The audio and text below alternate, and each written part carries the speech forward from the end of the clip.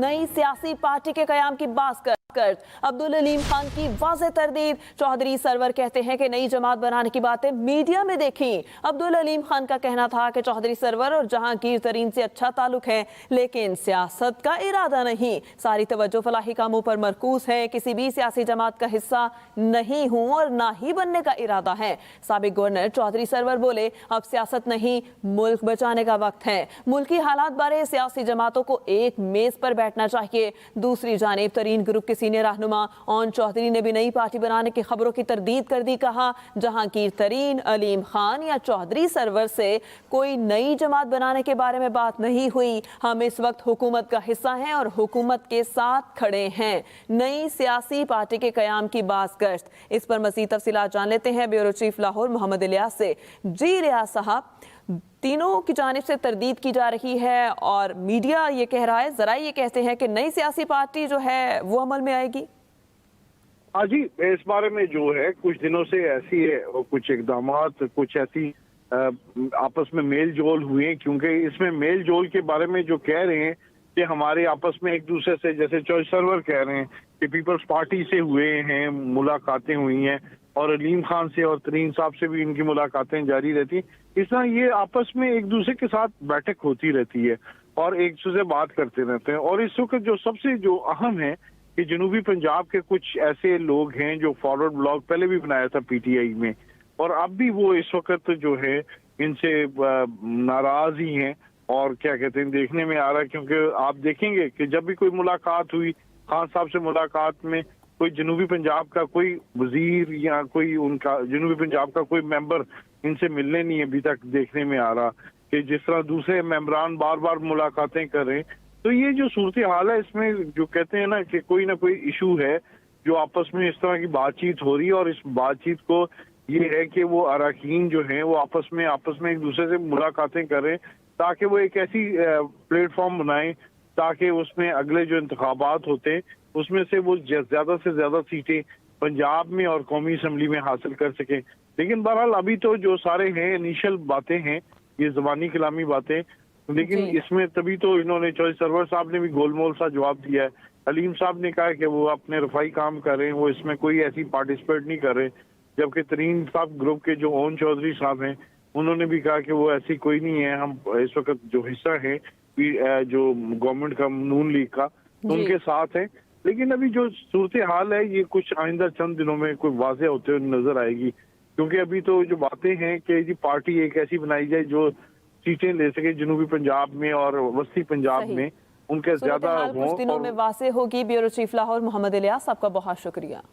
वज़ीर आज़म शहबाज शरीफ इस्लामाबाद से जिनेवा रवाना। वज़ीर आज़म के साथ आला सतह का हुकूमती वफ्द भी रवा है। आपको बताएं कि रवाना हुआ है और वफ्द में बिलावल भुट्टो, इसहाक डार, शरी रहमान और मरियम औरंगजेब शामिल हैं।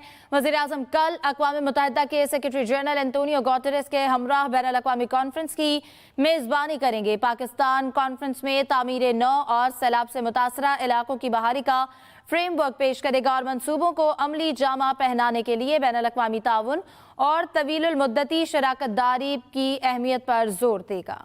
इलेक्शन कमीशन कराची में बल्दियाती इंतखाबात से मुताल्लिक दरख्वास्तों पर कल फैसला सुनाएगा। एमक्यूएम जमात, आपको बताएं कि एमक्यूएम और जमात इस्लामी और सिंध हुकूमत की दरख्वास्तों पर जुमे को समाअत के बाद फैसला महफूज किया गया था। चीफ इलेक्शन कमिश्नर की ज़ेर सदारत 3 रुकनी कमीशन ने यह फैसला महफूज किया था और अब ये महफूज फैसला सुनाया जाएगा। अहम खबर आपको पहुंचा रहे हैं कि चीफ इलेक्शन कमिश्नर की ज़ेर सदारत 3 रुकनी कमीशन ये महफूज फैसला सुनाएगा।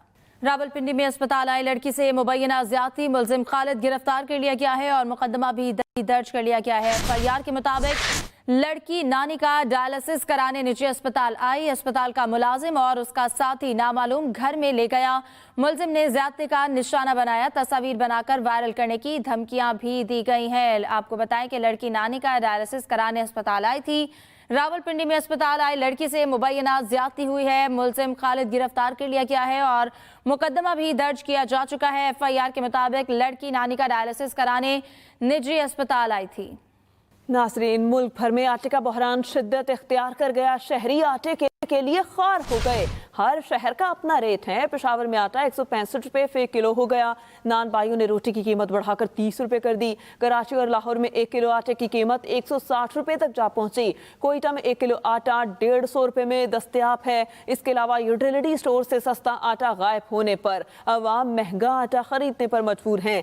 सस्ते आटे के स्टॉल्स भी आवाम को रिलीफ देने में नाकाम दिखाई देते हैं। रोटी और नान के साथ बेकरी आइटम्स, डबल रोटी और बिस्किट भी मजीद महंगे हो गए।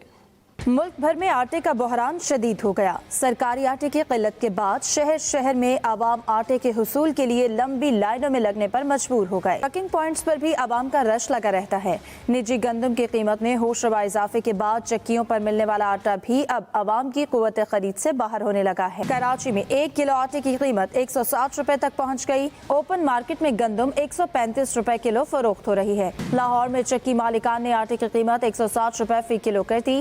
पंजाब में 15 किलो आटे का थैला 2155 रुपए का हो गया। इस्लामाबाद की मार्केट्स में 10 किलो आटे का थैला 1500 रुपए में फरोख्त किया जा रहा है। सस्ता आटा पॉइंट्स पर 10 किलो आटे का थैला 650 रुपए में बेचा जा रहा है। कोयटा में 20 किलो आटे का थैला 2800 रुपए और 50 किलो आटे का थैला 6850 रुपए में फरोख्त हो रहा है। पेशावर में 20 किलो आटे का थैला 3000 रुपए में फरोख्त हो रहा है। दूसरी जानिब जिला इंतजामिया कोयटा ने कार्रवाई करते हुए गंदम जखीरा करने वाले 11 मुल्जिमान को गिरफ्तार कर लिया। पंजाब के इलाके पत्तोकी में महकमे खुराक ने कार्रवाई करके 5000 से जायद सरकारी आटे के थैले बरामद कर लिए। उधर नवाबशाह में सस्ते आटे के लिए फ्लावर मिल के बाहर कायम एक स्टॉल के बाहर जमा खवातीन में भगदड़ मचने से 8 साल बच्ची और 2 खवातीन पैरों तले आकर जख्मी हो गयी। हैदराबाद में आटे की कीमत बुलंद तरीन सतह पर है और लोग सस्ते आटे के लिए कतारों में लगे हैं। कीमतों के मुतालिक मजीद जानेंगे अपने नुमाइंदे अब्दुल्ला शेख से। जी अब्दुल्ला, बताइएगा हैदराबाद में आटा किस रेट पर मिल रहा है?